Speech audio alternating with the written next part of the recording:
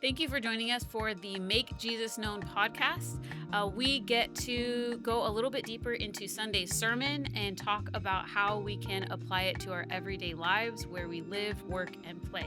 And today, we get to hear from Dionis and about the message that you gave on Sunday at New Life Monroe.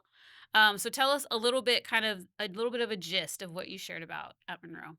Okay, so we're in our Exodus series Yeah. and just what week 2. Mm-hmm. And so we've talked about identity, that God was shaping his people, and he was even raising up Moses and called him to things. But then uh, the topic that we were mainly talking about is dependence and dependence on God. And a lot of times in freedom, we think that, man, we could just be free and I'm independent, I'm good to go. But God, what I talked about was like how God uh, not only rescues us and redeems us and gives us purpose, but he Yeah. does so that we can continue to depend on him and be in relationship. And that's like the key Yeah.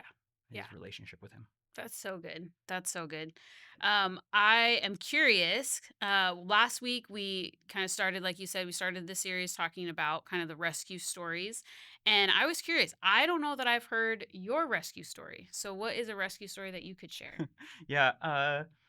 I mean, I feel like a lot of times we hold our rescue stories really close, Mhm. and that's definitely me. But there's a lot probably that God has rescued me from. But the ones that come to mind is kind of like two that go hand in hand. And I found myself blessed to be in an opportunity to be in ministry, Yeah. and it was really awesome. But on the outside, it looked like it was flourishing, it was doing so well, and honestly, I think God was doing a lot of really awesome things. But I think either behind the scenes or like internally, there was definitely some unhealth and there was some contention there, and um, yeah, and I remember as time went on, I would pray prayers like, God, I don't know what you're asking of me. Like, I see a lot of goodness, but I also see some things that aren't quite right in myself and in the situation. And like, so what do I do? And in that moment, I found myself in my young brain, like, man, you're just going to be faithful. And faithfulness is, long suffering and, Mhm. bearing through it. And you just take everything on the chin and you just keep going.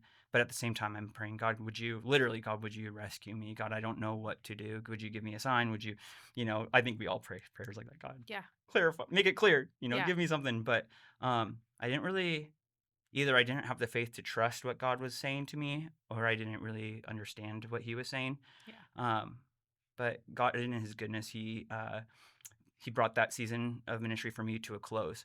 And it was like, to me, it was really unexpected at the same time. Like, okay, God, I'm asking you for rescue, but then you turn the chapter on me, and now I'm reeling. Yeah. And it was, in hindsight, definitely I could say, man, that was God's rescue, that was God's Mhm. deliverance, and Yeah. Him answering my prayer. But I think, in the time of it was like, why is this happening to me, God? Why me? And Yeah. the story of Exodus, where how God rescues His people out of slavery, and He brings them to their wilderness, and Yeah. they're like, we want to go back to Right. how. It's And wild. so we're not even there yet in the stories Yeah. of the series, but I find myself really identifying with that. But I really wish I could say that God rescuing me out of that situation brought me into a flourishing season. It actually brought me, and exposed a lot of like, um, just things that I needed to work on.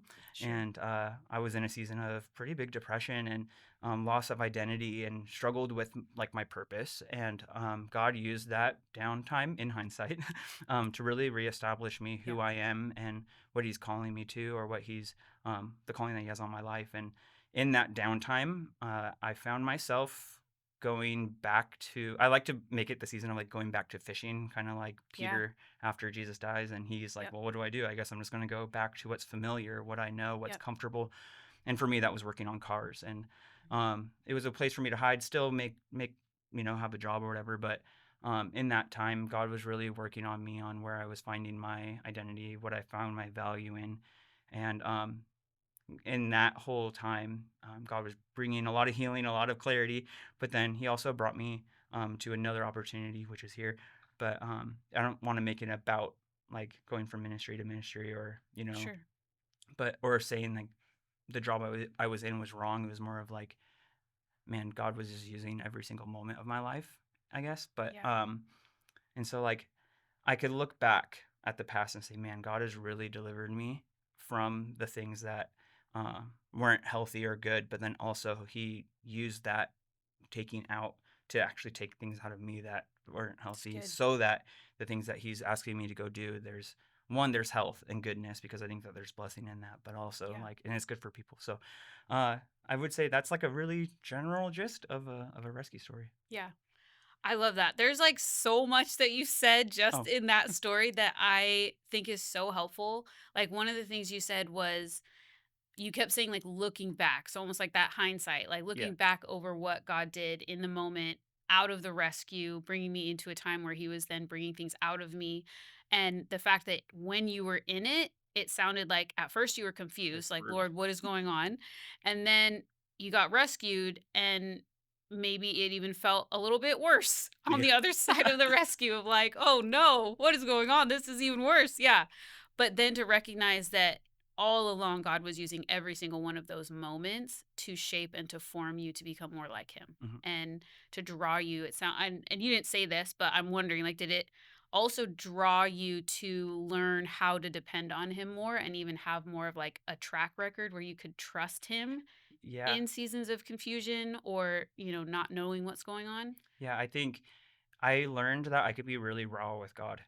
Yeah. Like, I think a lot of times we think that we have to be really polished, or, pretend that everything's all good and just, only present the Yeah. good. But yeah, I got to tell God, like, I'm really frustrated, or God, I feel really let down. Yeah. And God, I don't even know what I'm doing with my life. Yeah. Crisis moments, you got to love them. But yeah, Yeah. in that season of my life, it was like, okay, God wants the real me, not Yeah. just like everything good that I could give him, Yeah. because I mean, what is there? Yeah. That's fair. It kind of makes me think of even the transition that the Israelites went through, right? Because they went through a transition where you talked about even like the Passover and how like that was a memory at one point they had to remember it, but at one point it was present. Like they were presently going through the Passover. They were putting the blood of the lamb on the doors as a sign that they were believing God and what he was going to do. And I just the picture of what tension must have been going on in them in that moment as they're like, "Lord, we asked you to save us, but this And is then what not it what we thought was like, what is happening right now?" yeah, in Like, hindsight, it makes sense. We're like, "Oh, yeah. I get what that Yeah. symbolizes. That makes," Yes. but for them, it was like a real experience. They're like, Yeah. "You want me to kill a lamb and put blood on the Right. doorpost? Okay." Right. And they had to trust and obey that moment. Yes. Yes. Yeah. And like so even just what you're sharing is so resonates and crosses over with even what the Israelites would have been experiencing. Like we asked for rescue, but this isn't what we thought, but now we're here and we just have to like go forward. Was there anything in that season for you that helped you like hold on to the Lord? Um, I definitely think taking a break from like serving in ministry and just being with God, I think that was probably the biggest thing. Yeah. I got to tuck in close to a couple of really close friends Mm. who knew me before and after this season of Yeah. disappointment in my life, and Yeah. God used them to remind me of who I am, and Mm. were a sound ear to, like, for me to just literally just process out loud with. Yeah. And then they would come back with, whether it's encouragement or just some, yeah, okay, man. But We yeah, I think, listen and we don't judge. yeah, exactly. But man, having good friends in your corner to be able to, I think God can and does use people in your life to, put up some guards or some protection, or encouragement around you. And so, Yeah. That's yeah, good. That's good. So we talked a little bit about past. You also talked about how they also had to trust God. The Israelites also had to trust God with their future.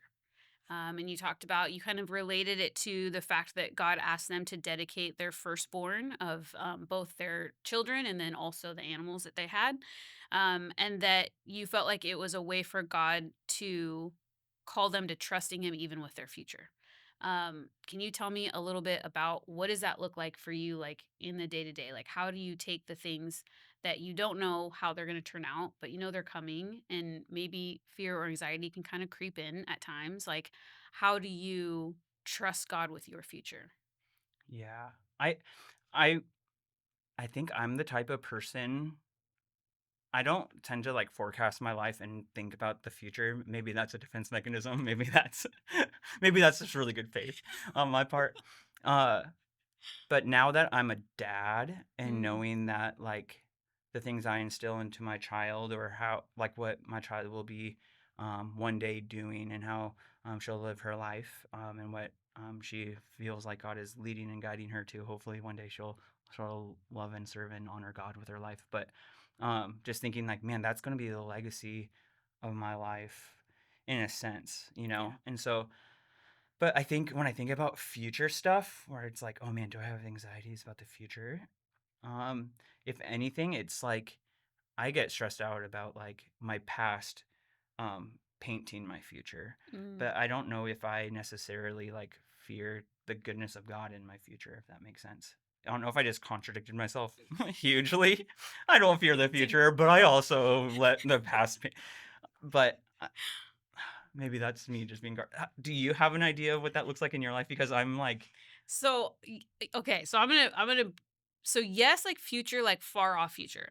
I think for me, when I in this season, what God's really teaching me and hearing even what He did for the Israelites and how He led them and clearly how He had a plan for them far before they even knew. But I think what I'm learning is like day to day future, like oh, okay. tomorrow future. Like I can absolutely get like kind of wrapped up in some of the like super far away things, but I do similar to what you. I'm like, it's not even there. What? 5 years? I don't know. I can't think about that. But I actually find myself even like in the next day or in the next week when there's things on my plate as like a mom or as a wife or ministry or school. Like I think of like, oh man, I have this final I have to do. And then also like my husband's out of town. And so then the kids got to get to these places. And like, how am I going to do that, God? This is crazy. And Mhm. I get all worked up over the little stuff Yeah. of like everyday life. And so I feel like even what you're talking about, what's helped me to kind of grow in this area and continue to grow is literally laying out all of my fears and anxieties before the Lord in prayer. Yeah. And sometimes I have to journal it because I can get distracted. So sometimes I'll just write it in my journal. Like, here's all the things that are going on today or tomorrow or this week. Lord, I trust you with these and Yeah. like guide me moment to moment. Cause Well, like, because in my story of, where I was in a really depressive season, in that moment, you're like, God, is this going to last forever? yeah, God, is this just how it's going to be? And if so, like, what do I do with this? yeah, How do I grapple with it? But it's like, God, is this all that you have for me? Like, yeah, and so I think in that, when I'm in the moment of anxiety, I think it's just because I'm not really stressed out about the future because yeah, things are going really well. And when things are going well, you don't need God, right? You God, I got this. But yeah, in times of tension in my life, definitely, God, is this going to last forever? Is this is how it's going to be? And then you start to question who God is. And so, mm, and I think for me, it's really easy to transition the past, present, and future stuff. mm-hmm. Um, like I don't know, I got lost in my own thoughts, You're okay. Yeah, you're but fine. I think they kind of overlap, and or Yeah. they color each other a lot too. Well, Or that's so funny because when you paused, I literally was thinking, like, I feel like there's probably days where your past, present, and future are all like colliding in on you and you're yeah, trying to decipher like what's what. So, hmm yeah, I totally, that makes a lot of sense. yeah, and I think uh, when you asked about stuff about the future, there was a point in time um, where my father-in-law talked about how like a lot of times this is a massive generalization, Hmm. but older generations tend to like Lord Jesus come back, the world is like terrible, and like God rescue us. Hmm. But then the younger generation at that same like in the same time period, the older Hmm. generation is crying out to God, and the younger generation just feels like the world is at their fingertips. There's so much potential, and so Sure. I think um, some people might struggle a little bit more about what's God doing in the future or like what's ahead because they could just see doom and gloom, or they could go, man, God, there's so much more time, it, maybe Yeah. that you could do anything. And Yeah. so I think with this idea of past and future, Hmm. not that you're in one or the other camps, but Yeah. I think sometimes we're in one or the other and it's crazy, Yeah. crazy town. Yeah. So Yeah. Yeah. That's really good. It's why we need each other. right? Mhm. We need the generations that are chronologically younger and the chronologically older generations because we help each other out, Mhm. right? Like I love that. Yeah, Well, and that's so funny. to That's think good. about the story of the Israelites, like, they Yeah. were in community, they were the Yeah. people of God, and so, like, I think a lot of times we could just think that this is just a me and God thing, but Yeah. this is also a we thing. Yes. So, Absolutely. It's so good. Okay, let's talk about the one that's like the easiest and hardest and all the time, which is present. Like, how do we trust God in the present? And specifically, between your message that you gave at Monroe New Life mhm, and Pastor Matt's, like, one of the key themes I saw through both was this idea of trusting God, and that almost the way that we express that trust is through obedience, that those two go hand in hand often. mhm, And so, talk to me about kind of how do you trust the Lord in the present time? What does it look like on a day to day for you to trust Him and then express that obedience? yeah. I mean, the Lord presents opportunities, whether it's like, "Hey, I want you to share with your neighbor," or "I'm asking you to, sacrifice this area of finances in your life," or Sure. develop this discipline, or um, "I want you to, you know, guest speak at, another campus." And I find myself saying, "Hey, God, I just want to stay comfortable," but I know that that's not faith. Doesn't stay comfortable. It doesn't let you stay comfortable, and so anything from, whether it's being asked to guest speak or serve or do something that kind of goes beyond your felt abilities or Mhm. responsibilities or whatever. Yeah. I think that would be like, for me, that is like one of the first things. But, um, going to be now that I'm a father, man, like tr- needing to depend on the Lord for those moments. And like, we're not even in the season of like, reinforcing or disciplining or having to really work on things besides just keeping our daughter alive. But uh just needing to trust in God for the in the moment. I think what I love about it is that yes, God is in our past, like has been involved in our past and he's rescued us. Yes, he has good ahead of us, but like in the moments, that's probably where like for me, that's where the most questions are. And to know that God is there gives me so much peace because Yeah. I don't know. I could do this moment with him or without him. And I think it's Dallas Willard that had that as a quote in one of his books.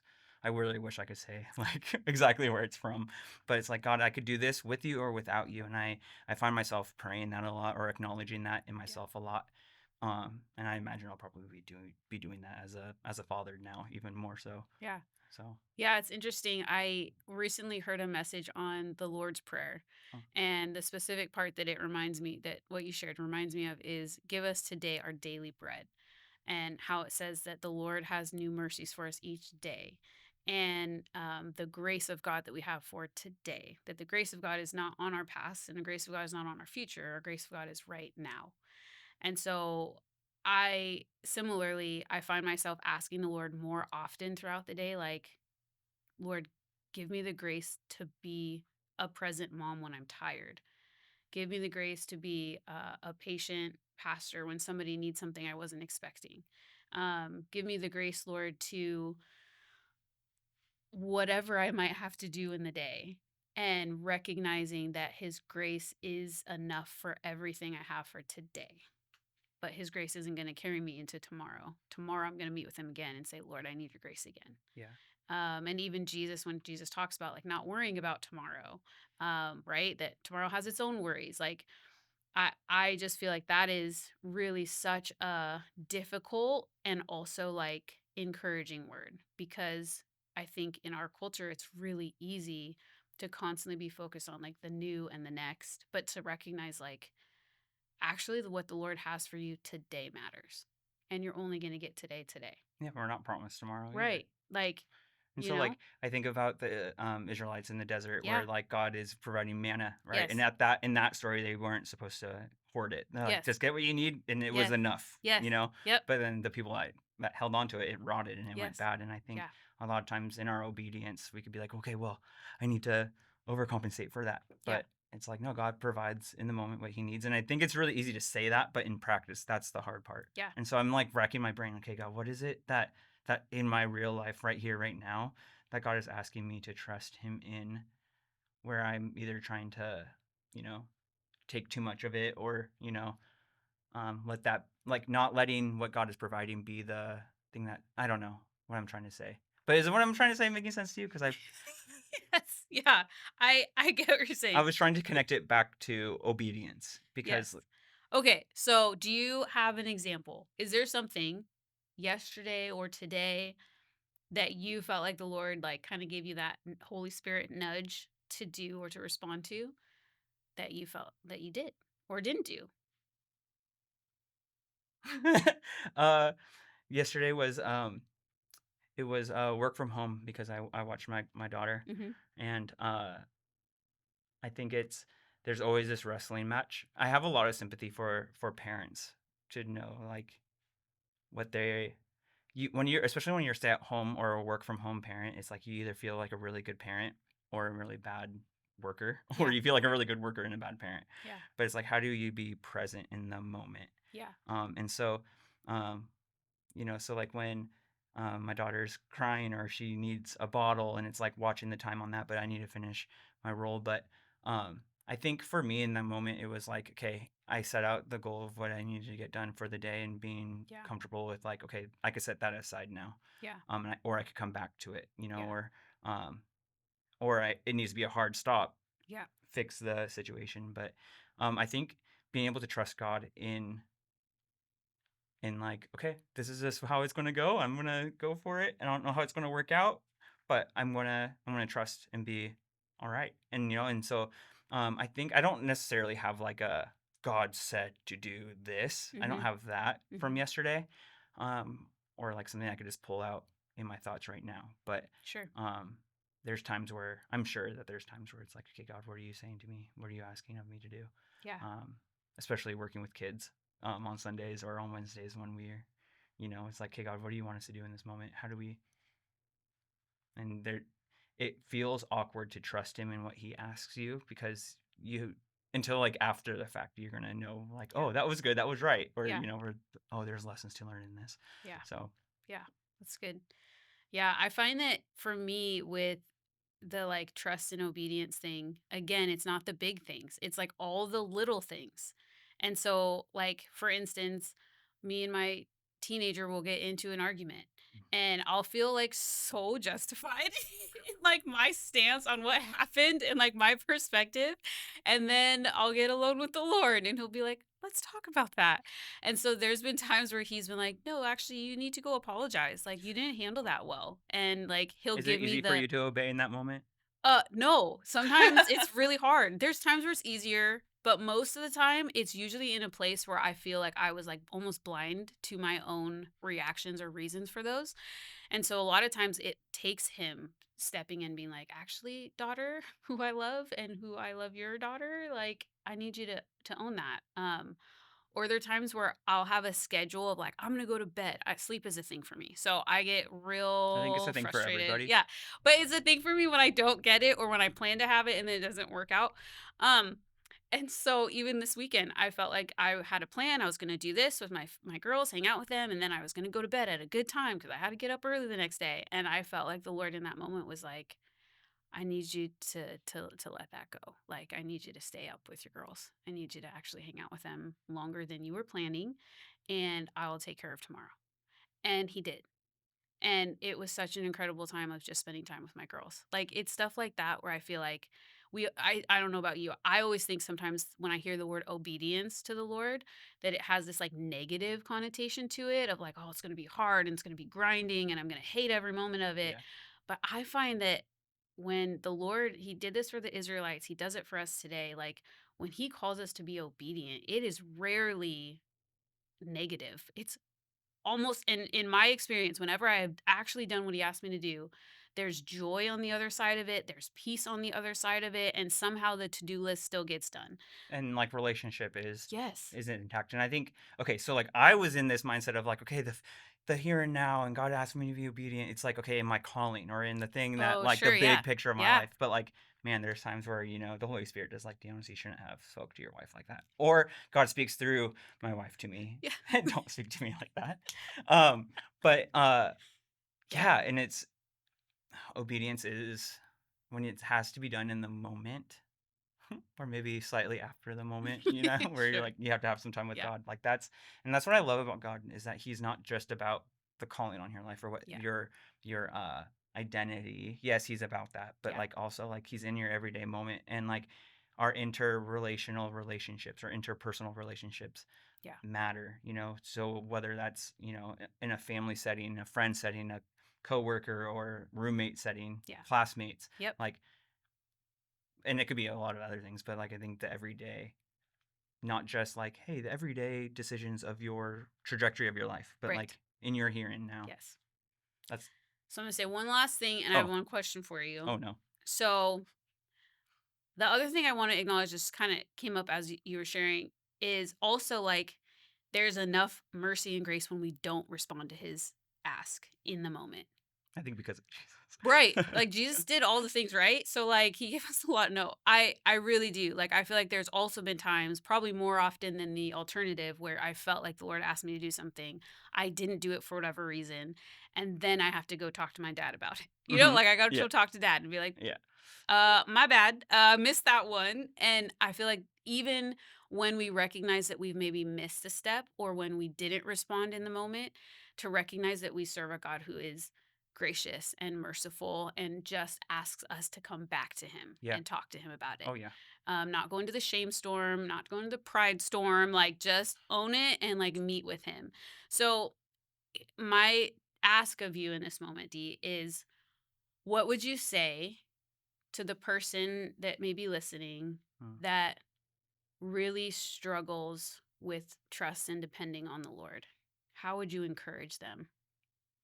I would kind of thinking back to my that story that I shared about my life, but like I see it over and over again is like when you're at odds with like either what you believe is true about God to what you're seeing and feeling is what's happening and how that reflects on God, like because this is a relationship, go to him. He's the best one to go to. And also like maybe shut up and let him talk too. But I wish I could say that to myself back then. But like honestly, like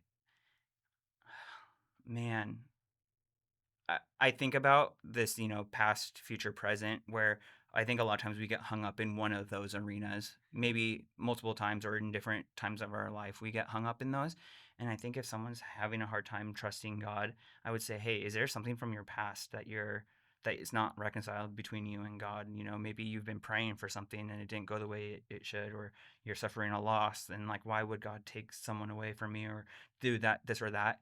Like, take those to the Lord and like wrestle with him Yeah.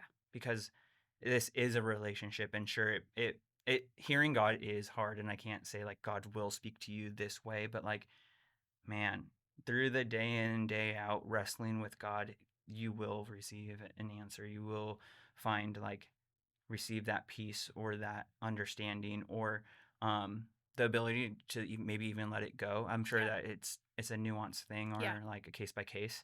But a situation came up in my family where um my mom came to me and was like, "Hey, there was a situation where I think I overextended myself and I realized that I was really out of control." And so she Mhm. came to me to kind of get some perspective on my Yeah. my perspective of what was going on. Yeah.